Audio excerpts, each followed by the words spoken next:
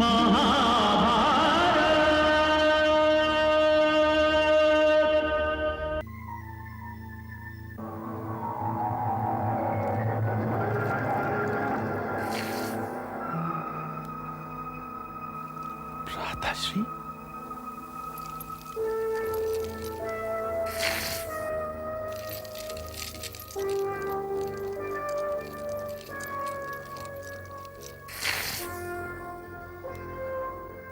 भ्राताश्री, आओ अनुज।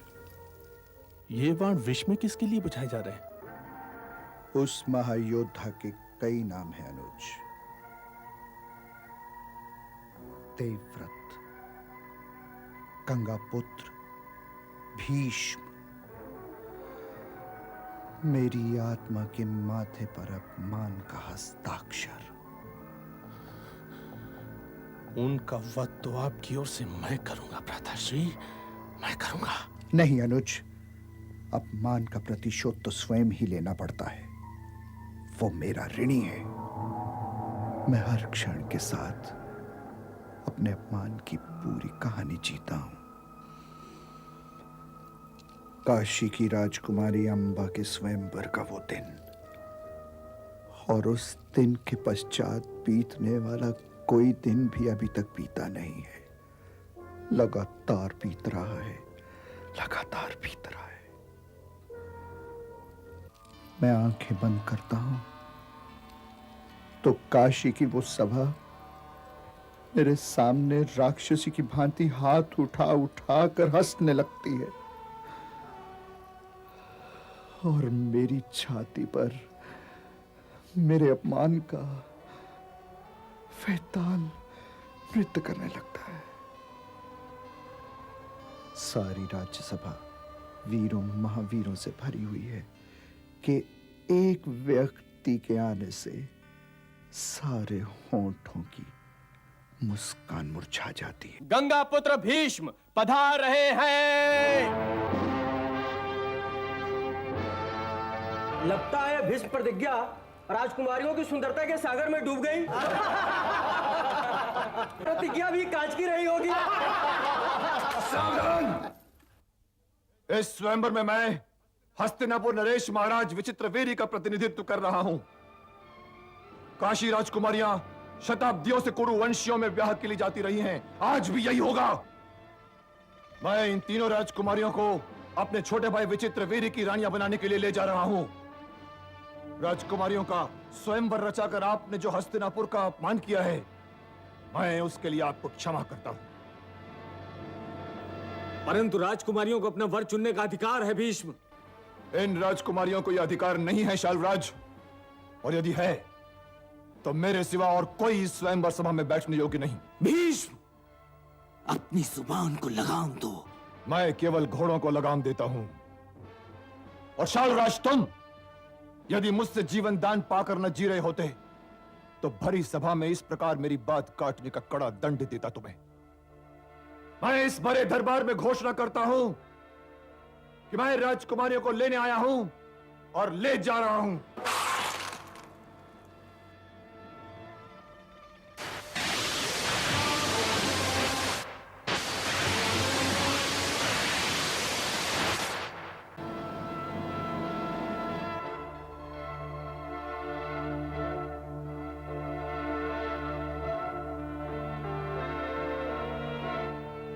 क्या कोई भीष्म को रोकना चाहता है? रोकना चाहता है भीष्म को?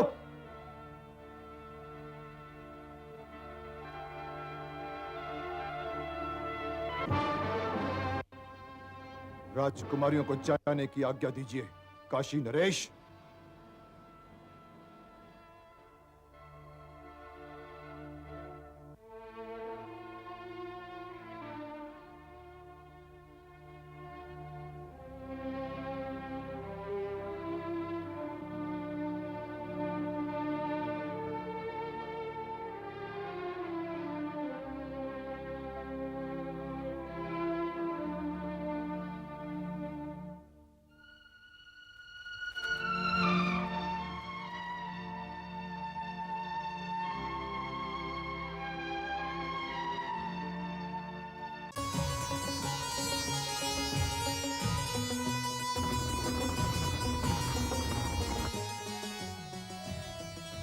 भीष्म!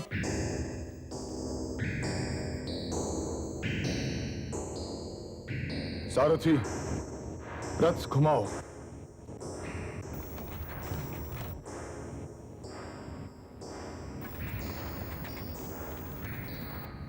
शाल्वराज, हाँ, मैं शाल्व।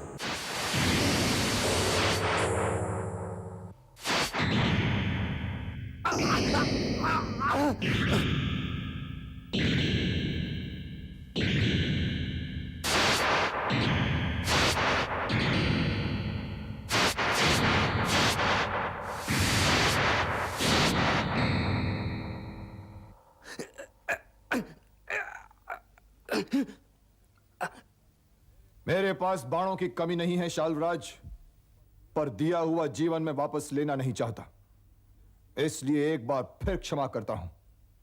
सारथी, हस्तिनापुर चलो।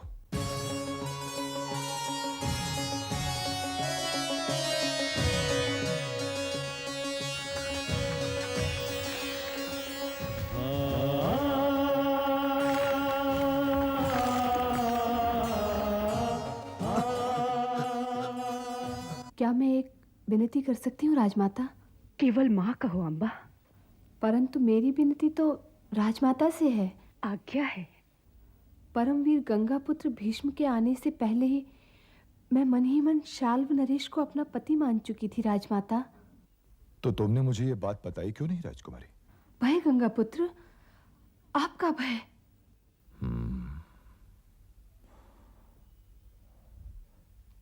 तब तो विचित्र वीर्य का विवाह अंबा से नहीं हो सकता माते।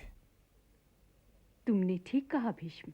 तुम निश्चिंत रहो राजकुमारी, तुम्हें आदर के साथ शाल भिजवाने का प्रबंध किया जाएगा। भीष्म से कह देना हम हारी हुई वस्तु दान में स्वीकार नहीं करते, और उनसे यह भी कह देना कि राजकुमारी को यहां भेजकर उन्होंने हमारा अपमान किया है। मेरा अपमान किया है गंगापुत्र भीष्म ने? न ये मुझे शाल्व नरेश के पास भेजते और न ही मेरा इतना बड़ा अपमान होता। इसलिए गंगापुत्र भीष्म को आदेश हो कि ये अपने क्षत्रिय धर्म का पालन करते हुए मुझे अपनी पत्नी के रूप में स्वीकार करें। महाराज की जय हो, परंतु मैं प्रतिज्ञाबद्ध हूं महाराज, मैं विवाह कर ही नहीं सकता। विवाह नहीं कर सकते तो काशी से यहाँ लाए क्यों? मैंने तो काशी दरबार में यह घोषणा कर दी थी कि मैं केवल हस्तिनापुर का प्रतिनिधित्व कर रहा हूं। मेरा हरण ऐसे समय में किया गया था महाराज जब मेरे हाथ में वरमाला थी। मेरी बहनों ने आपको स्वीकार किया, परंतु मैं आपको स्वीकार नहीं करती। अब मैं वो माला गंगापुत्र भीष्म के गले में डालना चाहती हूँ। यह संभव नहीं है देवी। क्यों संभव नहीं है? क्योंकि मैंने ब्रह्मचारी रहने की प्रतिज्ञा की है। घायल नागिन, घायल शेरनी और अपमानित स्त्री से डरना सीखो गंगापुत्र।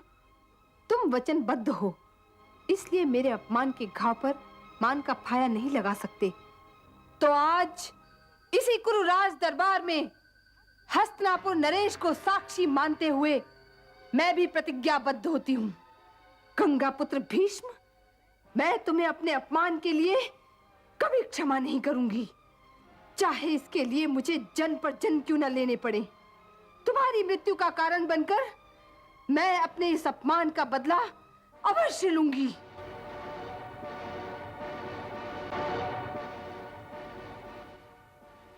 अंबा अपने अपमान का नरक अपने आंचल में लिए हुए तपस्वियों के एक आश्रम में पहुंची। तपस्वियों ने उसकी कथा सुनने के पश्चात उससे कहा कि स्त्री के केवल दो ही आश्रय हैं, पति या पिता। अंबा ने कहा कि प्रश्न आश्रय का नहीं है, प्रश्न है अपमान और उसके भुगतान का।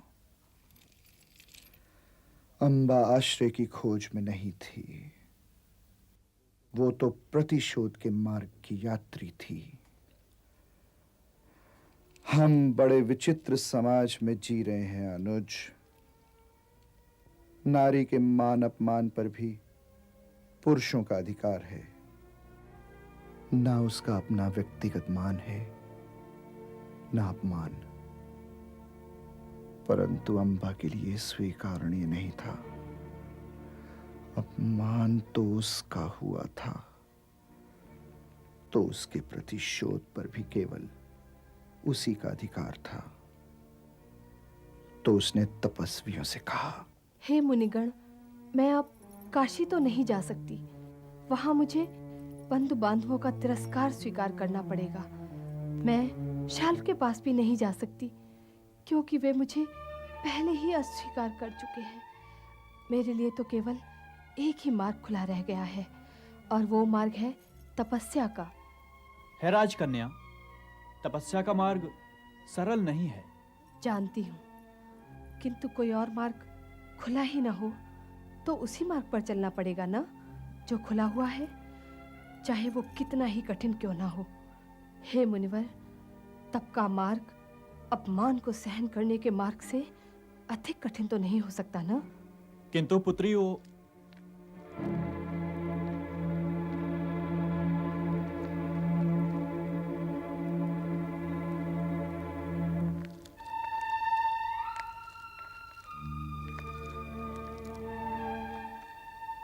है परम तपस्वी राजर्षि होत्रवाहन, आपका हार्दिक स्वागत है। स्थान ग्रहण कीजिए।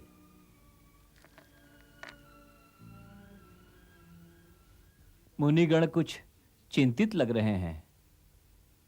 समस्या कुछ गंभीर है। ये काशी की राजकुमारी अंबा हैं।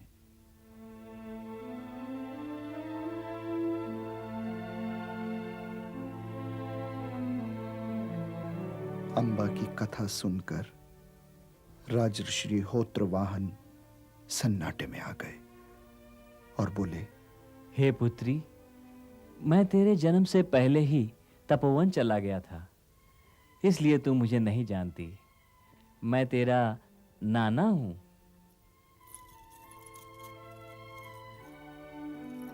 तू अपने पिता के घर न जा, तू परशुराम जी के पास चली जा। वे ही तेरे शोक और संताप का उपचार कर सकते हैं।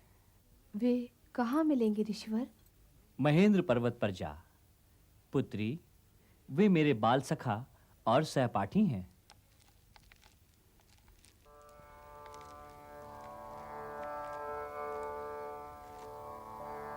आयुष्मान भव। आसन ग्रहण कीजिए ऋषिवर।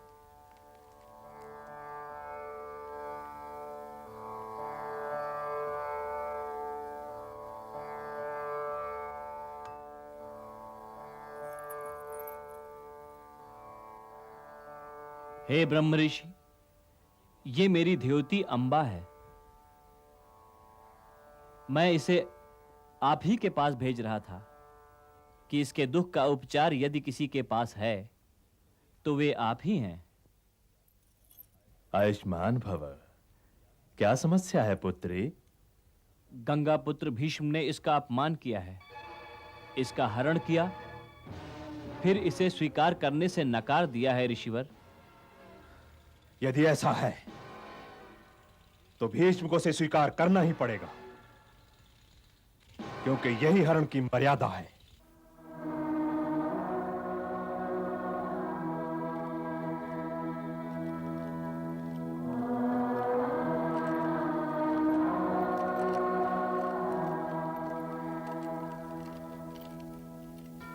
प्रणाम। एक ब्राह्मण आपके दर्शन के अभिलाषी हैं।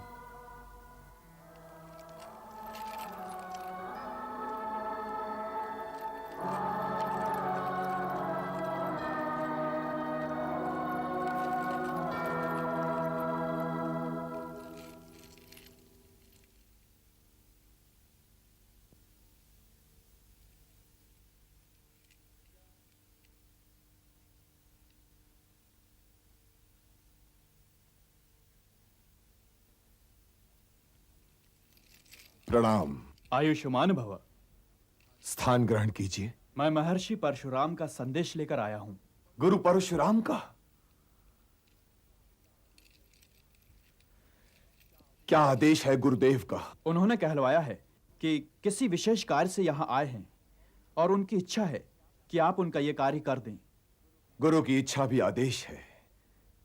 कार्य क्या है? यह तो वे स्वयं ही बताएंगे।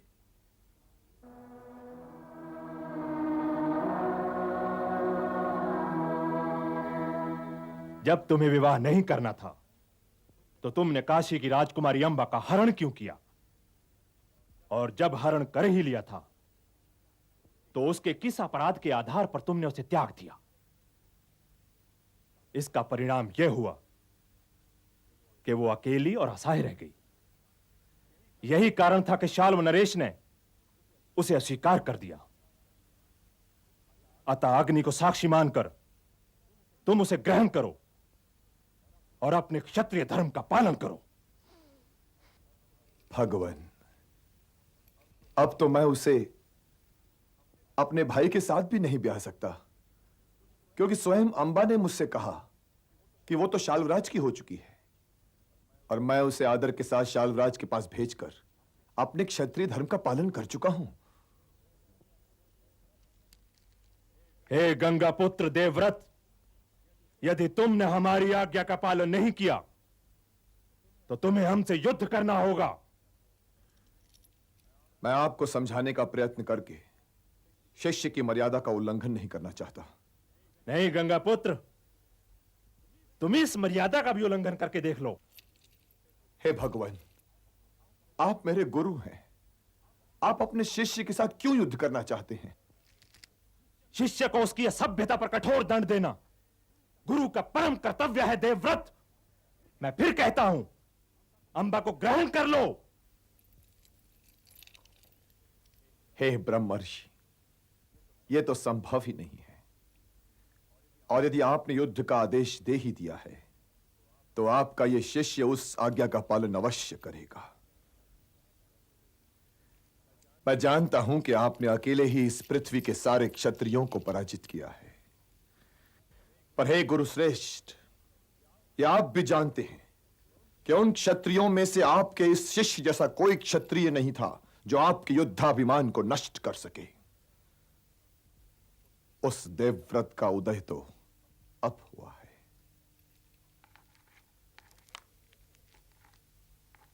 तो कुरुक्षेत्र की ओर चलो, तनिक मैं भी देखूं कि मैंने अपने शिष्य को कैसी शिक्षा दी है। जो आज्ञा गुरुदेव, जो आज्ञा।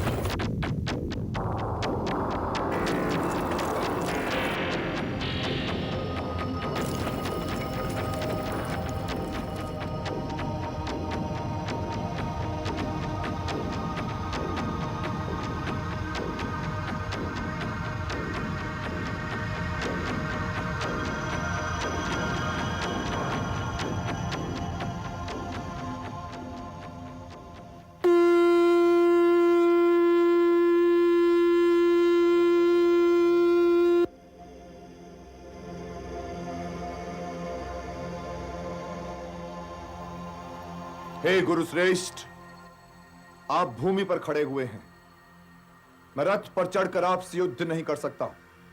यदि आप मुझसे युद्ध करना चाहते हैं तो कवच धारण करके रथ पर आइए। यह भूमि मेरा रथ है, वेद अश्व हैं, पवन सारथी है। वेद माता गायत्री, सावित्री और सरस्वती मेरा कवच हैं।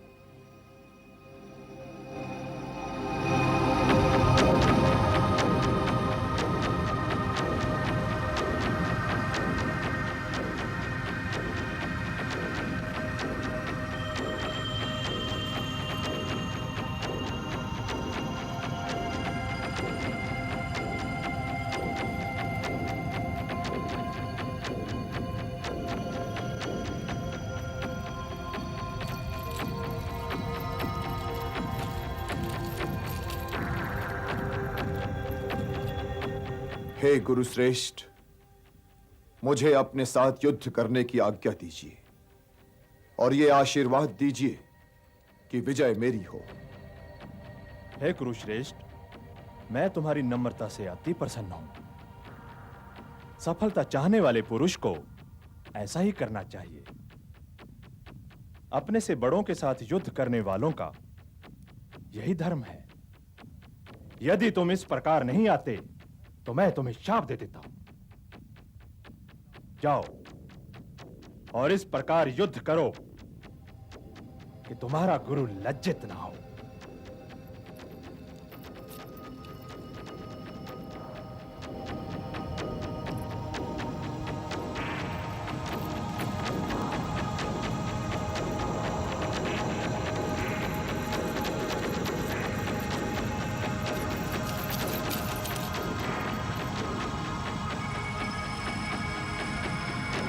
सावधान! सावधान!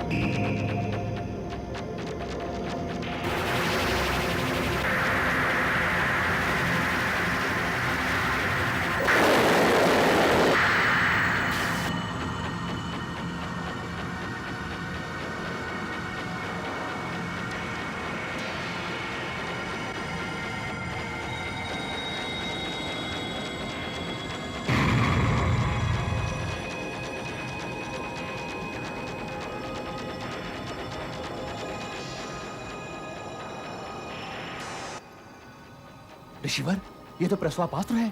इस अस्त्र से क्या होगा?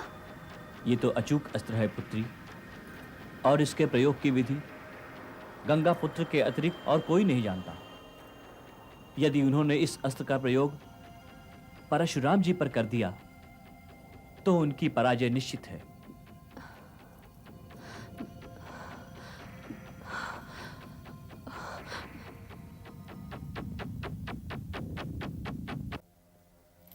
ठहरो। हे गुरुनंदन, हे भरत श्रेष्ठ, प्रस्वापास्त्र का प्रयोग ना करो। इसके प्रयोग से तुम्हारे गुरुदेव का अपमान होगा। इसका प्रयोग ना करो।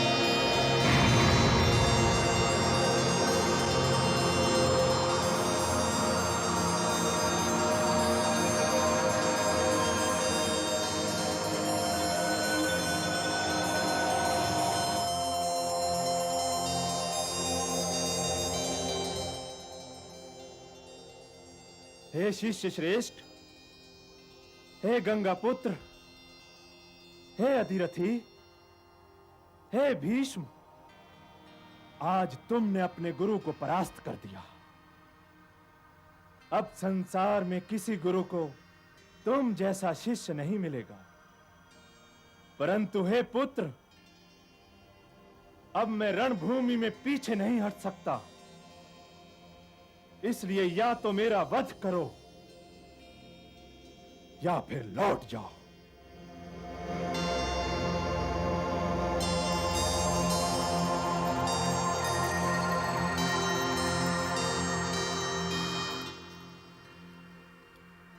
हे गुरुश्रेष्ठ, मैं युद्ध आपकी आज्ञा पालन के लिए कर रहा था, और अब यदि आपका आदेश यह है कि मैं लौट जाऊं, तो मैं लौट जाता हूं।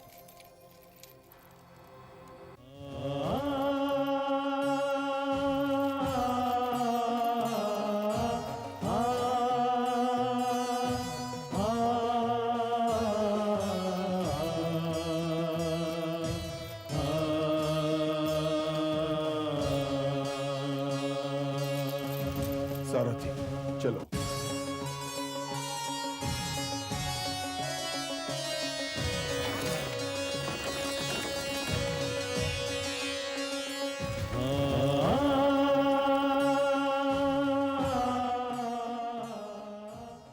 हे अनुज, स्वयं मैंने परशुराम को उस भीष्म के आगे विवश होते हुए देखा है। तब मैंने निर्णय लिया कि जो कुछ करना है वो स्वयं मुझी को करना पड़ेगा। मैंने घोर तपस्या की। परिणाम ये हुआ कि मेरा आधा शरीर अंबा नदी बन गया और आधा अंग वत्स देश की कन्या होकर उत्पन्न हुआ। किंतु ये तो मेरा लक्ष्य नहीं था। मैंने फिर तपस्या का मार्ग पकड़ा और तब स्वयं महादेव से मुझे ये वर मिला कि मैं भीष्म की मृत्यु का कारण बन सकूंगा। तब मैंने कहा, हे ईश्वर, मैं तो नारी हूं, मैं भला भीष्म जैसे अधिरथी का वध कैसे कर सकूंगी? तब महादेव ने कहा कि तू पुरुषत्व प्राप्त करेगी और दूसरा शरीर पाने के पश्चात भी ये सब याद रखेगी। तू द्रुपद के घर जन्म लेगी और महारथी बनेगी। और हे प्रिय अनुज, महादेव का वो वरदान तुम्हारे सामने है।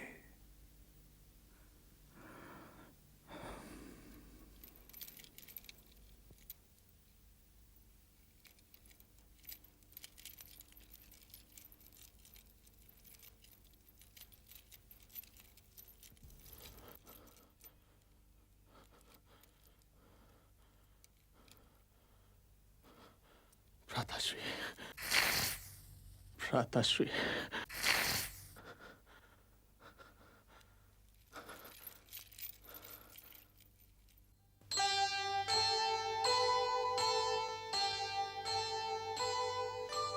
प्रण पूरा नहीं कर सकी, जन्म गया था बीत, अम्बा फिर से जन्म ले, बन कर नया अतीत,